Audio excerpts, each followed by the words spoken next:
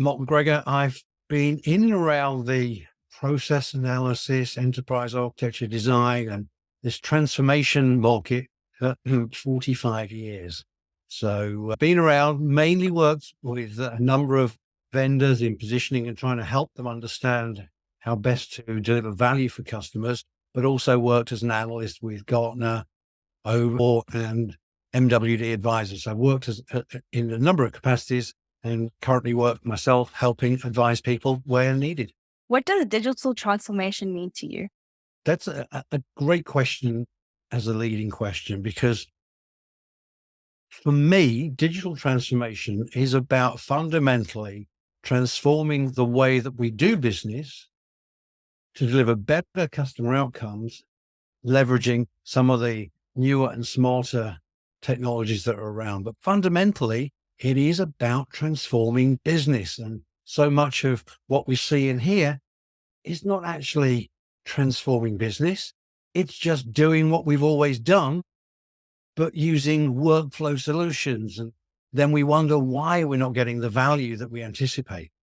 So for me, it's fundamentally about transforming business and delivering new and innovative products and services to make customers really happy. Can you share your experience planning digital transformation projects using OKRs?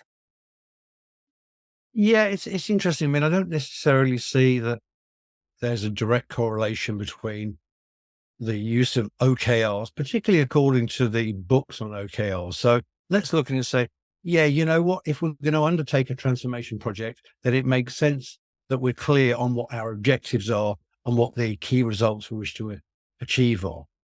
However, that's not the way I see many people using OKRs. They think about an OKR as a modern way or an agile way of doing projects.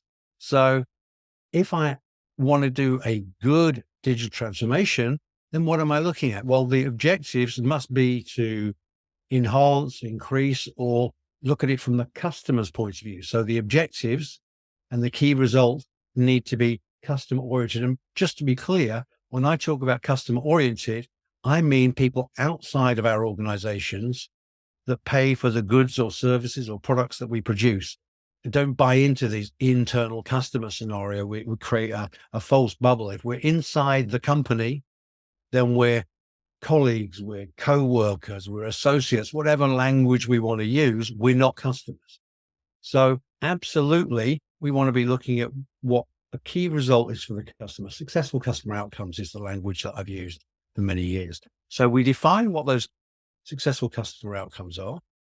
Now we can look at what our objective is in serving those.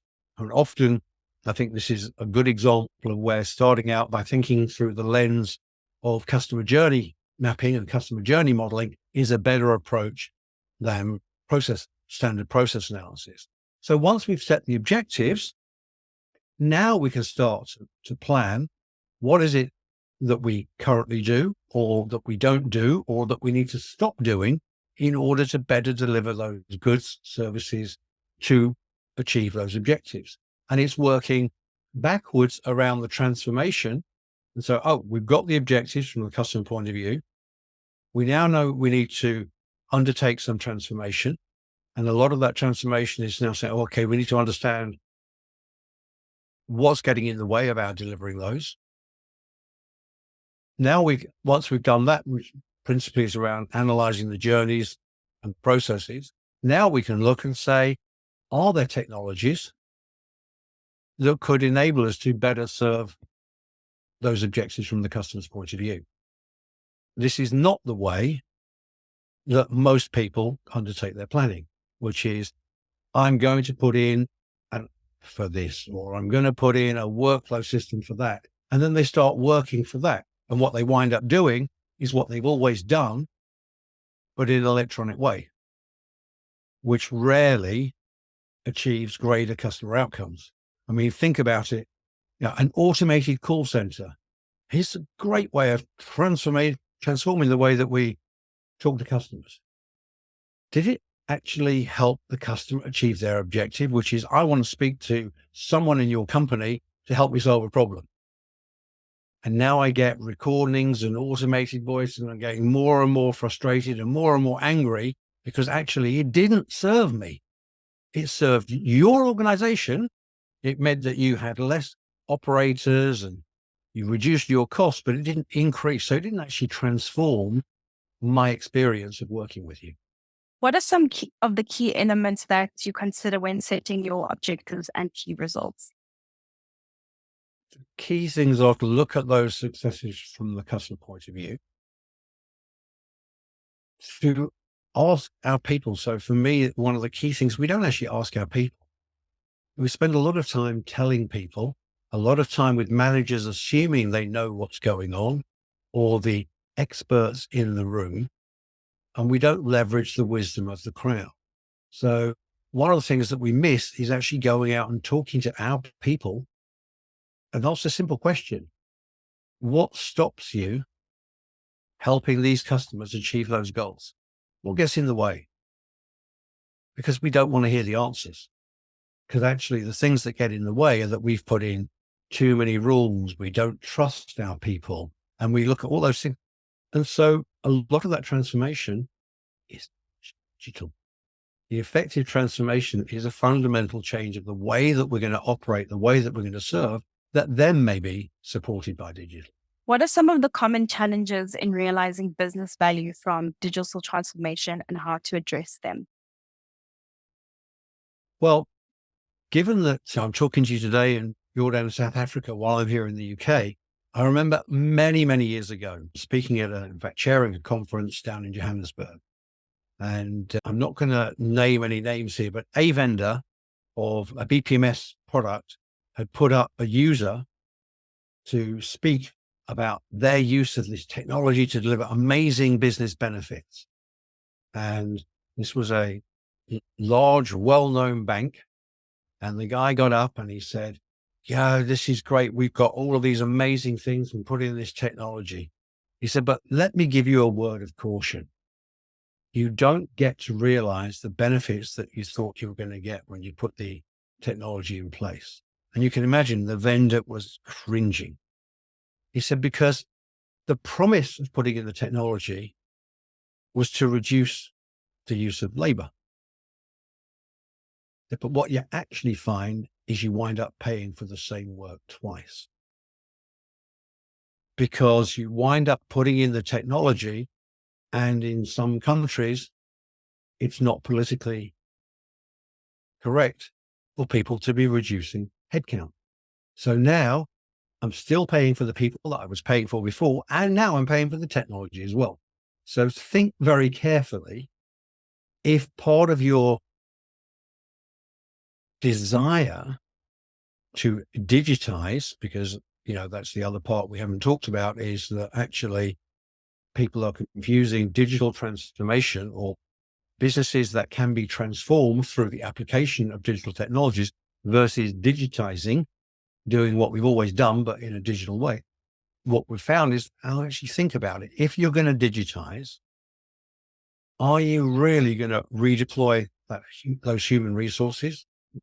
I'm not suggesting for one moment that you're going to let them go and reduce your headcount, but at the very least, are you sure you're going to redeploy? Or are you, so think about it carefully, are you going to wind up paying twice for the same thing? How do you address these challenges and ensure that the benefits are realized?